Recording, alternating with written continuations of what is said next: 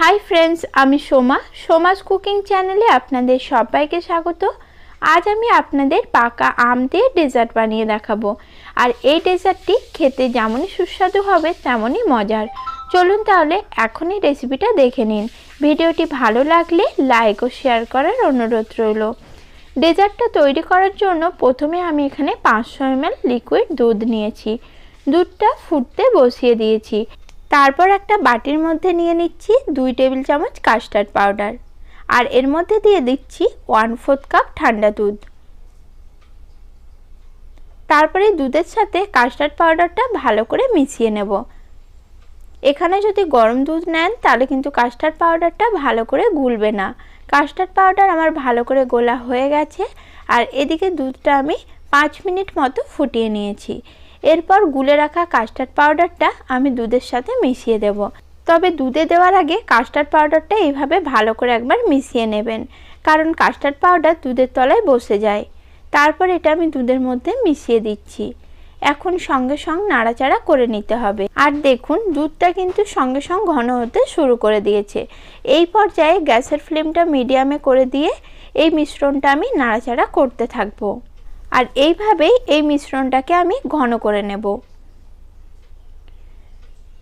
প্রায় মিডিয়াম ফ্লেমে 10 মিনিট মতো ফুটিয়ে দুধের এই মিশ্রণটাকে আমি ঘন করে নিয়েছি। এখন কিন্তু আগের থেকে অনেকটাই মিশ্রণটা ঘন হয়ে গেছে। এই পর্যায়ে আমি দুধের মধ্যে দিয়ে দিলাম 1/4 কাপ চিনি। আপনারা যেমন মিষ্টি খাবেন সেই অনুপাতে এখানে চিনিটা ব্যবহার করবেন। তবে আমটাও যেহেতু মিষ্টি থাকবে তাই এখানে চিনির পরিমাণটা আমি কম দিয়েছি। চিনিটা ভালো মতো গলে গেছে। এখন মিশ্রণটা ভালোভাবে নাড়াচাড়া করে আমি গ্যাসটা অফ করে দিচ্ছি। আর এই মিশ্রণটাকে আমি একটা বোলের মধ্যে ঢেলে নিচ্ছি। এরপর এই মিশ্রণটাকে আমি ঠান্ডা করার জন্য রেখে দেব। অন্যদিকে আরেকটি বাটি নিয়েছি, যার মধ্যে আমি জল গরম হতে বসিয়ে দিয়েছি। এখন এই জলের মধ্যে দিয়ে দিলাম 1/2 কাপ সাবু। আমি বড় দানা সাবুটা নিয়েছি। এখন জলটা ফুটে ওঠা পর্যন্ত অপেক্ষা করব। আর এইভাবেই সাবুটা আমি জলের মধ্যে 10 মিনিট মতো মিডিয়াম ফ্লেমে ভালো করে ফুটিয়ে সেদ্ধ করে নেব। সাবুটা আমার সেদ্ধ হয়ে গেছে। এই পর্যায়ে জল থেকে সাবুটা আমি একটা ছাঁকনির ওপরে ছেঁকে নিচ্ছি। সাবুটা ভালো মতো সেদ্ধ হয়ে গেছে। এখন এই সেদ্ধ করে নেওয়া সাবুটা আমি দুধের এই মিশ্রণের মধ্যে দিয়ে দিচ্ছি। তারপর এর মধ্যে আমি একটা বড় সাইজের আমকে ছোট টুকরো করে কেটে রেখেছিলাম, সেটা দিয়ে দিলাম। এরপর দিয়ে দিচ্ছি আমন্ড, কাজু কুচি ও কিশমিশ, সঙ্গে দিয়ে দিচ্ছি পেস্তা বাদাম কুচি। এরপর সব কিছু খুব ভালো করে মিশিয়ে নেব।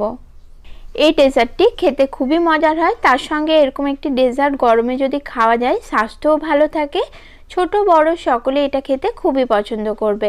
এখন এই ডেজার্টটাকে আমি ফ্রিজে রেখে দেব 2 ঘন্টার জন্য। এতে ডেজার্টটি পুরোপুরি ঠান্ডা হয়ে যাবে, খেতে আরও ভালো লাগবে। এখন এটা আমি পুরোপুরি ঠান্ডা করে নিয়েছি। তারপর একটা ছোট বাটির মধ্যে সার্ভ করে নিচ্ছি। আপনাদের এই রেসিপিটি কেমন লাগলো আমাকে কমেন্টে অবশ্যই জানাবেন।